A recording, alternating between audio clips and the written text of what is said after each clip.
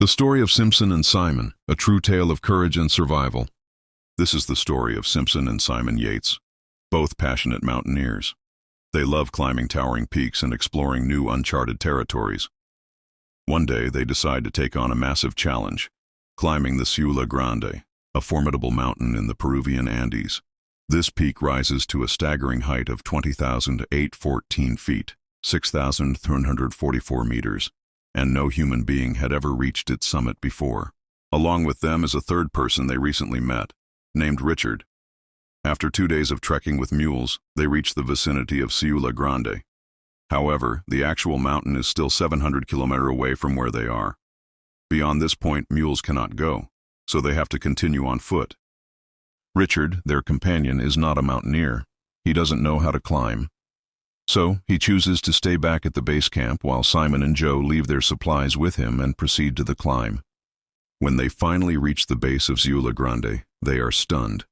They have never seen a mountain so colossal. Many before them have attempted this ascent, but none have succeeded. Now, it's their turn. The climb begins. The slope is steep and flat-faced, not an easy task at all. But this is their passion, and they are excited to take it on. The weather is clear on day one, and they are satisfied with the progress they make. Climbing dehydrates the human body rapidly, and melting snow for water takes at least an hour. On day two, they continue climbing, but now the wind picks up violently, making every step a struggle. Still, they press on. That night, they dig a snow cave to survive and sleep inside. Day three. The weather clears again, but the terrain is even more treacherous. Powdery snow everywhere like sand. One wrong move, and they could fall to their deaths. There's no rescue team nearby, so a mistake would be fatal. After an exhausting effort, they reach the summit of Ciula Grande, a place no human had ever reached before. Clouds drift below them. They're literally above the skies. They hug and congratulate each other, realizing they've achieved something historic. Before the climb, they had decided to descend via a different route, through the Europa mountain range. But descending turns out to be far more dangerous than expected. While descending, Simon steps on loose snow, slips badly, and tumbles. The two are roped together but far apart, as a precaution. The idea is if one falls, the other can anchor the fall. But this time, the fall is brutal. Simon slides, pulling Joe along. Somehow they survive, but they're exhausted, and still 20,000 feet from safety. Their gas supply is also running out. Gas they need to melt snow for drinking water. Day 4. A vertical ice wall stands in their way. One must go first. Joe goes down using hammers and ropes, but while hammering into the ice, he hears a strange sound. When he pulls the hammer back out, the other anchor also dislodges, causing Joe to plummet. He crashes down the ice face and breaks his leg horrifically. His shin bone pushes up past his knee joint. For a mountaineer, that's almost a death sentence. Joe tries to stand but collapses. Simon comes down and sees the damage. Joe fears Simon will leave him behind and even believes that he should to survive. But Simon refuses. After thinking hard, Simon suggests using 2 150-foot ropes tied together to lower Joe down in stages. He does just that, ties Joe securely and lowers him slowly. But the terrain is steep, and Joe starts sliding uncontrollably, screaming in pain as his shattered leg drags. Suddenly, Joe dangles off a cliff, suspended in mid-air.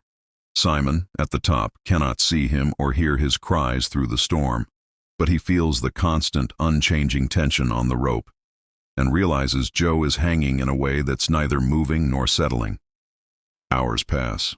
It's night. Joe is dangling helplessly. He tries to climb back up the rope using clips, but one clip drops. His last hope disappears. Now he's just waiting for death.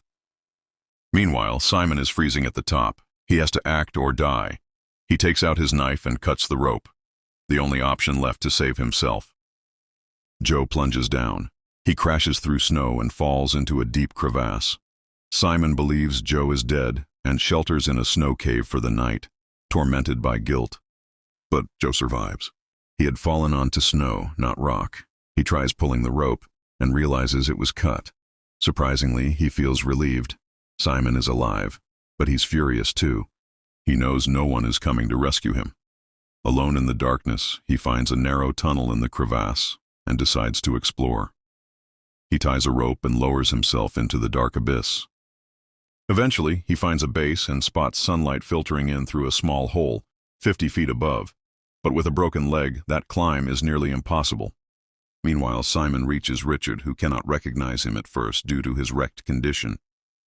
Simon tells him Joe didn't survive. Back in the cave, Joe begins the near-impossible 50-foot climb up the icy wall. He suffers intense pain but finally emerges from the crevasse.